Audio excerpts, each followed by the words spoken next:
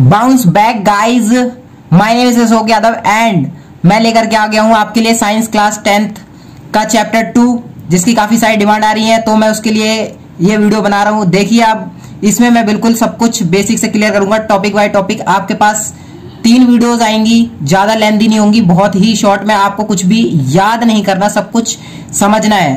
तो चलिए इस वीडियो को जल्दी से जल्दी शुरू करते हैं।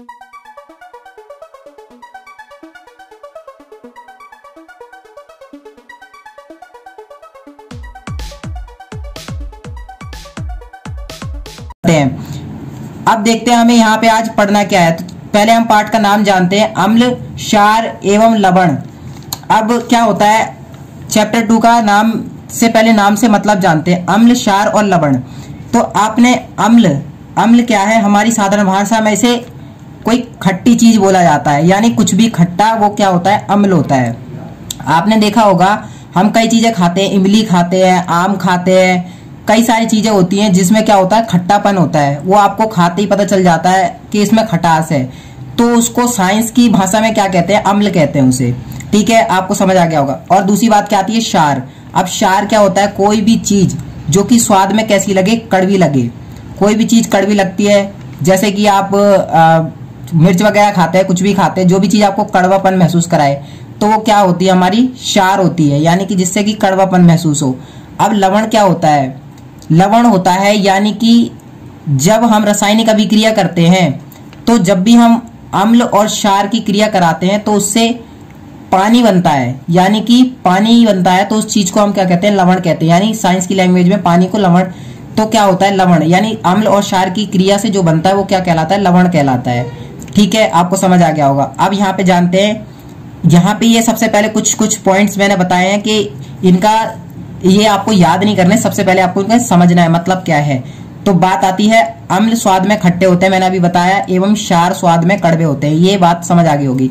अब क्या होता है, इनकी एक ना बहुत ही मेन क्वालिटी है, ये चीज आपको याद रखनी है। जो चीज याद रखनी है वो मैं बताऊंगा, जो नहीं करनी उसकी कोई बात नहीं। तो क्या होता है, अम्ल और क्षार में क्या होता है, एक चीज इनकी क्वालिटी होती है बहुत अच्छी।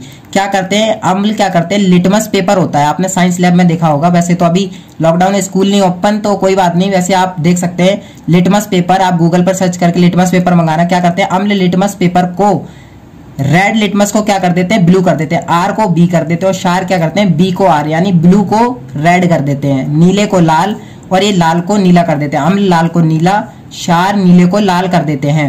अब बात आती है कि लिटमस पेपर क्या है। तो लिटमस क्या है गाइज, लिटमस क्या है, लिटमस एक ना प्राकृतिक यानी कि नेचुरल इंडिकेटर है, यानी प्रकृति ने एक ऐसी चीज दी है जिससे कि हमें पता चल जाता है कि ये अम्ल है या क्षार है। उसको अगर हम डालेंगे ना तो उससे वैसे ही पता चल जाएगा, वो वैसे ही बता देगा अम्ल क्षार है। तो वो क्या है, एक प्राकृतिक सूचक है। ये कैसा रंग का होता है, ये बैंगनी रंग का होता है। और एक पौधा होता है, जो कि पौधों की कैटेगरी में एक पौधा होता है जिसका नाम लिचेन होता है। वो क्या होता है, लिचेन होता है, जो कि पहाड़ियों पे ज्यादा पाया जाता है। सफेद सफेद सा कुछ आपने पहाड़ों पे देखा होगा, तो वो क्या होता है, लिचेन होता है, उससे बनता है लिटमस। अब कई हमारे लिटमस हम साइंस लैब में भी बनाते हैं, जैसे कि मेथाइल ऑरेंज हो गया, फिनोल्फथैलीन हो गया। इन्हें फिनोल्फथैलीन, मेथाइल ऑरेंज, ये क्या होते हैं, ये हमें प्रकृति से नहीं मिले, ये हमने खुद बना लिए। ऐसे ही आपने देखा होगा हल्दी भी ना एक प्राकृतिक सूचक है, यानी वो भी क्या बताता है, अम्ल क्षार में भेद बताता है। कैसे बताता है, आपने देखा होगा शर्ट पे कभी दाग वगैरह लग जाता है सब्जी का, तो उस पर हम जैसे ही साबुन वगैरह घिसते हैं तो क्या हो जाता है, उसका लाल लाल सा दाग हो जाता है। तो वो क्या है, क्योंकि साबुन क्षारीय होता है और सब्जी के दाग में अम्ल होते हैं, क्योंकि सब्जी में खटासपन होता है, तो वो क्या कर देता है, उसके रंग को लाल, नीले से लाल कर देता है क्षार। तो इस तरीके से क्या होता है। सेकंड चीज क्या आती है, गंधीय सूचक।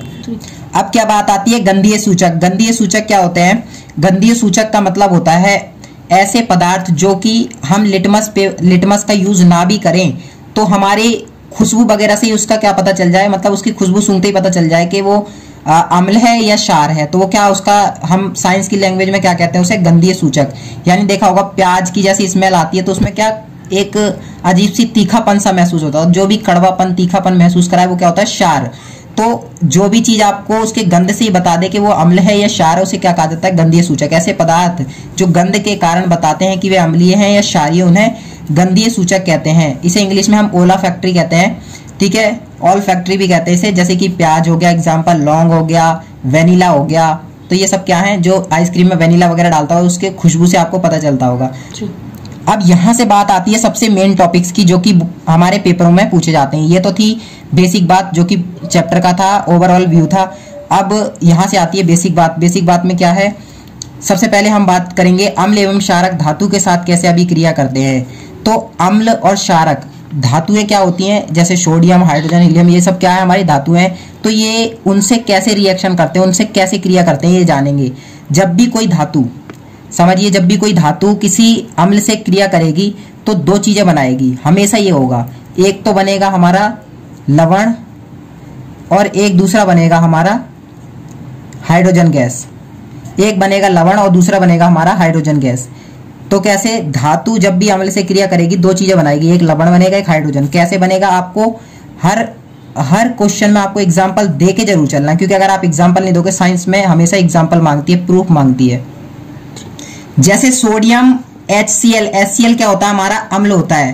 कौन सा अम्ल होता है, तनु अम्ल होता है। तनु ये बहुत ही हार्ड एसिड है, यानी बहुत ज्यादा ही, ये कोई भी हमारे जो पेट में जो एसिड बनता है वो HCl ही बनता है। तो सोडियम किससे क्रिया करेगा, जब HCl से करेगा तो क्या बनेगा, सोडियम क्लोराइड, जो कि क्या होता है, लवण होता है।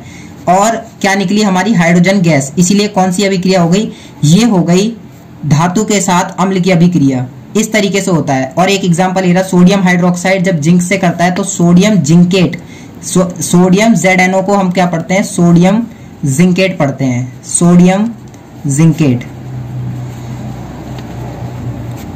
और हाइड्रोजन गैस निकली, इस वजह से कौन सी अभिक्रिया है,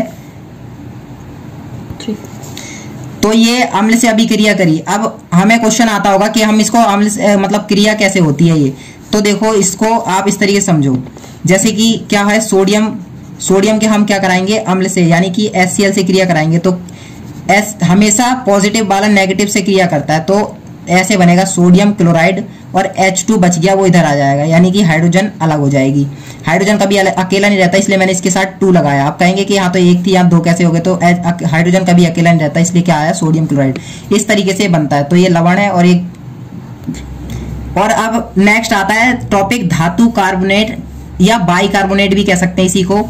अम्ल से कैसे अभिक्रिया करते हैं। कार्बोनेट यानी कि जहां पर भी आपको CO3 लगा मिले, किसी के साथ CO3 धातु के साथ। तो देखो, सोडियम कार्बोनेट जब HCl से क्रिया करता है यानी अम्ल से, तो क्या बनेगा, लवण बनेगा पहला, तो यानी सोडियम क्लोराइड लवण बना, और दूसरा जल बनेगा, और तीसरा हमेशा कार्बन डाइऑक्साइड गैस जरूर रिलीज होगी। तो ये क्या होती है, जब भी धातु कार्बोनेट या बाइकार्बोनेट किससे अभिक्रिया करता है, अम्ल से, कार्बोनेट बाइकार्बोनेट से।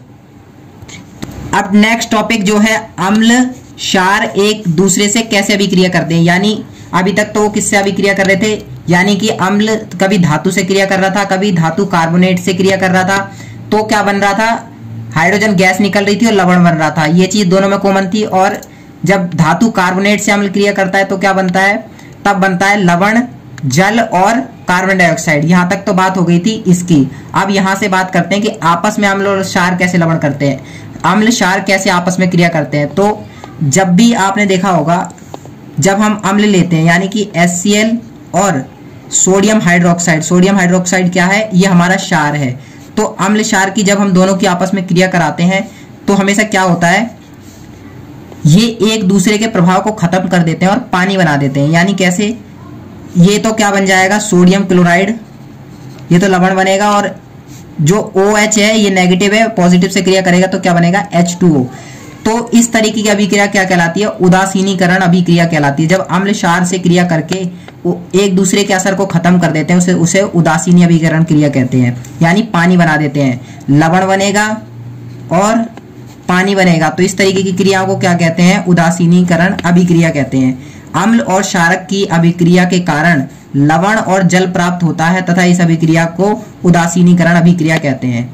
मतलब ऐसी अभिक्रिया जिसमें अम्ल किससे, क्षार से अभिक्रिया करे या क्षार अम्ल से, और उससे क्या बने, पानी बने और लवण बने, तो ऐसी अभिक्रिया क्या कहलाती है, उदासीनीकरण अभिक्रिया। समीकरण में सोडियम हाइड्रोक्साइड ने क्रिया करी तो NaCl और H2O बना। अब अम्ल धातु ऑक्साइड से कैसे अभिक्रिया करता है, तो अभी तक अम्ल ने किससे क्रिया करी, अभी तक अम्ल ने अम्ल से और धातु कार्बोनेट से क्रिया करी थी ना। अब अम्ल धातु ऑक्साइड से, यानी कॉपर क्या है, हमारी धातु है, और ऑक्सीजन उसके साथ मिल गई, इसलिए हमने इसको क्या नाम दे दिया, धातु ऑक्साइड। और किससे क्रिया कर रहा है, HCl, यानी ये हमारा अम्ल है और ये हमारा धातु ऑक्साइड। तो धातु ऑक्साइड अम्ल से क्रिया करेगा, लवण हमेशा बनेगा। एंड सेकंड चीज जो होगी वो पानी, जल भी बनेगा। तो क्या होगा, जब भी धातु ऑक्साइड अम्ल से क्रिया करती है तो क्या होता है, एक तो लवण बनता है, दूसरा पानी। लेकिन जो वो लवण बनेगा ना वो कुछ नीले हरित रंग का हो जाएगा। तो इस तरीके की अभिक्रियाएं किसमें होती है, धातु ऑक्साइड से। जब भी धातु ऑक्साइड अम्ल से क्रिया करेगा तो क्या बनेगा, लवण बनेगा और जल बनेगा, लेकिन वो नीले हरित रंग का, कुछ ना कुछ उसमें कलर में चेंज आएगा। If you like this video please share and subscribe our channel. और अगर आप नए हैं तो सबसे पहले जाके चैनल को सब्सक्राइब करें, और अगर आपको वीडियो पसंद आए तो अपने फ्रेंड के साथ शेयर जरूर करें। थैंक्स।